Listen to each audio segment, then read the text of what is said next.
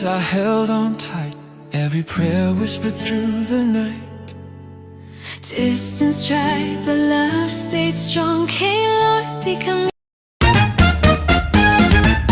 Hello guys and welcome back again sa ating YouTube channel. So, the same possession, the same area, the same clothes, the same. The same.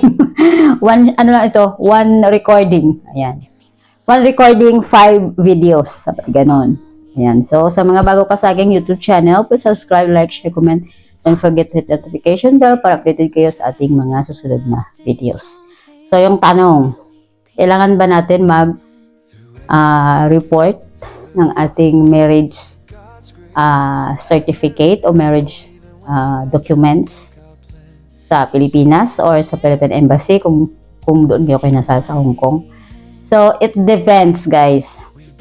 Sa akin, napag-isipan ko na hindi na ako mag-report. For now, hindi ako mag-report. For now. So, hindi ko pa alam kung kailangan ko ba mag-report o hindi. So, it depends yan sa inyo, guys. Yung inyong intention. Intention? Kung kayo ay medyo, medyo young pa, ano ba, nasa 20s pa lang kayo, 27, 28. So, I think kailangan nyo mag-report, guys, kasi in the future talaga magkakaanak kayo. So, for me kasi ay matanda na ako. Sabay kayo matanda. Hindi ko ba nasa 40s na ako eh. So, wala na kaming balak mag-anak. So, parang sa ngayon na, kasi hindi ko pa alam, sa ngayon, hindi ako mag-report. Yun. At siguro antayin ko na lang, opinion ko yan guys ha, huwag kayo dyan magalit. Opinion ko yan, hindi ako mag-report. So, antayin ko na lang siguro na ma-expire or kung need talaga na mag-report for the dual citizens or yung mga plano pa in the future. Pero for now, hindi ako mag-report.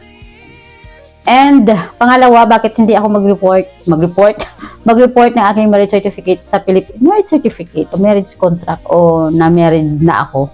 Hindi ako gusto maka-record. Hindi ako gusto na may record o ganon. Ayaw ko muna sa ngayon. Kasi parang in my past, sabay ganun. Parang ayaw ko na. Kasi alam mo na, kung parang may bad experience ka sa mga ganyan-ganyan. Ginaya kayo o dinamay. Sa akin, para takot na ako na mag-report pa. Kasi sa ngayon, ang alam ko wala namang advantage na dapat talaga ako mag-report. O, sasabihin naman ng iba, ay kailangan talaga mag-report kasi hindi ka married dito sa Pilipinas. O ano kaya kung hindi ako married sa Pilipinas? Sa inyo na yan, kahit married ka, kung gusto mo magloko, pwede ka magloko. Ayan. Hindi yon siya dahilan. Kasi nasa tao yan at sa inyo yan. So, clear naman yon sa partner ko na tinanong niya ako kung kailangan ako mag-report o hindi ako mag-report. So, hindi na kailangan. So, sa ngayon, pero in the future, kung kailangan talaga mag-report para sa mga ganito, ganyan, siyempre mag-report ako. And then, yun. Susundin ko yung process, siyempre. Kung kailangan talaga yun. Pero, ulit tayo. Sa ngayon, ayaw ko mag-report. So, ganun. Ayan, sa inyo, comment kayo kung bakit ayaw nyo mag-report ng inyong marriage certificate. Okay lang naman sa akin. Hindi naman siya big deal kung hindi ako mag-report. Siguro sa may mga partner na iba, mga partners nila na parang iniisip nila, bakit ayaw mo mag-report para gusto mo maging dalaga ka pa rin sa Pilipinas? Parang siguro paka-close-minded naman yun kung yun ang iisipin ng inyong partner. Nasa sa inyo kasi yan, sa pagsasama yung dalawa yan, kung meron kayong understanding sa isa't isa. Hindi, kung ayaw mag-report ng isa, huwag mo muna ipilit kasi malay mo, di ba? So, may time naman yun, may perfect time naman sa mga ganun. So, sa akin naman ay, sabi lang na niya, ayaw mo mag-report. Yun na, wala naman siyang sabi ko, ayaw ko mag-report muna. So, kasi hindi pa naman siya kailangan. And second, hindi na kami magkaanak. Siguro ako kung young pa ako, mag-report talaga ako kasi parang, halimbawa, sakali, punta ako dito ng Pilipinas o mag-stay ako dito sa Pilipinas, di ba? Pwede ako mag-apply ng mga legal na mga papel-papel na syempre may asawa ako na na-report dito sa Pilipinas na married ako ganyan. siguro sa mga legalization, ganon, kailangan natin mag-report. At saka, kung balak natin magkaanak, siguro. Ganon. Iwan ko lang, no? Pero sa akin, wag na muna o hindi na muna. Walang advantage, guys. Sabi ganon. Joke. And then,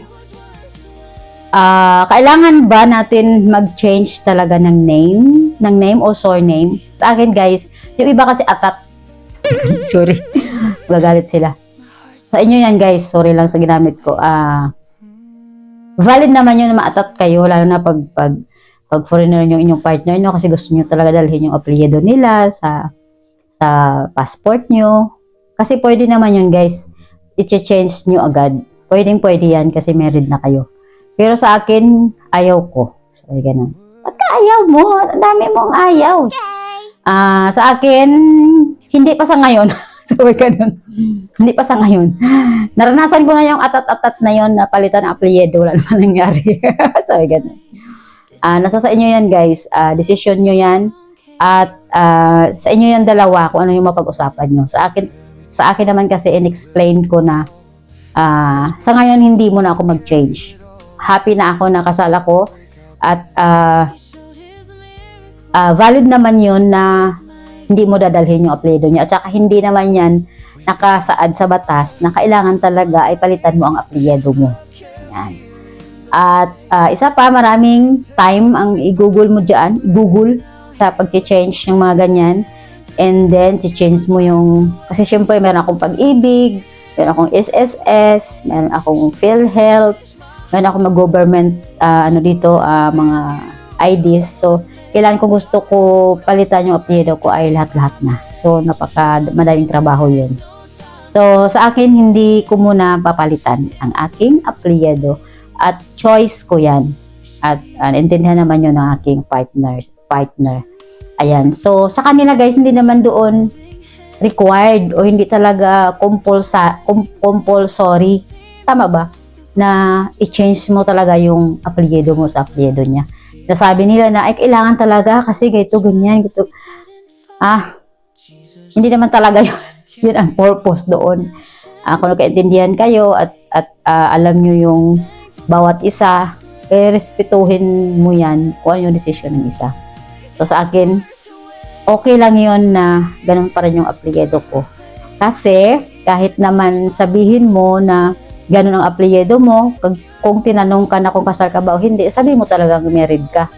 And then, papakita mo yung marriage certificate mo, married ka talaga. Dahil yung dalawa yung pangalan na andyan, then may marriage certificate kayo. So, it means kung ano yung nakalagay doon, yun yung susundin na married ka. Pero, sa surname o pag-change ng surname natin as babae, hindi siya need na palitan talaga.